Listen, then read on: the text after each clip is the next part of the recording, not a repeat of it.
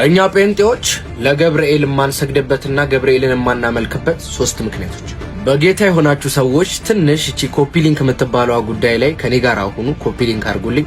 እኛ ጴንጤዎች ለገብርኤል ለምን አንሰግድም? ሲጀመር ስግደት ላይ የሚሰገድለት አካል መገኘት አለበት። እግዚአብሔር በሁሉ ቦታ መገኘት የሚችል አምላክ ስለሆነ ስንሰግድለት አምልኳችንና መስዋዕታችንን ሊቀበል በእኛ ዘንድ ይገኛል። ቆይ ልጠይቃችሁ፣ እናንተ ለገብርኤል ስትሰግዱ ገብርኤል ሐዋሳ ገብርኤል ነው ያለው? አዲስ አበባ ገብርኤል ነው ያለው? የት አግኝታችሁ ነው እየሰገዳችሁለት ያለው? በሁሉ ቦታ መገኘት የማይችል የእግዚአብሔር ፍጡር ነው ገብርኤል። ሁለተኛ አምልኮ የሚለው ቃል ምስጋና፣ ውዳሴ፣ ክብር፣ ስግደት፣ መስዋዕት የሚለውን ነገር ይይዛል። ኢየሱስ ክርስቶስ ሉቃስ ወንጌል ምዕራፍ 4 ቁጥር 8 ላይ ለአምላካችን እንድንሰግድ እሱም ብቻ ደግሞ እንድናመልክም ተጽፎልናል። ሶስተኛ መላእክትን የማናመልክበት ምክንያት መላእክት ከኛ ጋር የእግዚአብሔር ባሪያ እንጂ እነሱ አምላክ አይደሉም፣ ፍጡራን ናቸው። ዮሐንስ ራእይ ምዕራፍ 19 ቁጥር 10 ይኸው አንብቡት። እንወዳቸዋለን እኮ ግን እሱ ካስቀመጠበት ቦታ በላይ ልንሰጣቸው አንችልም።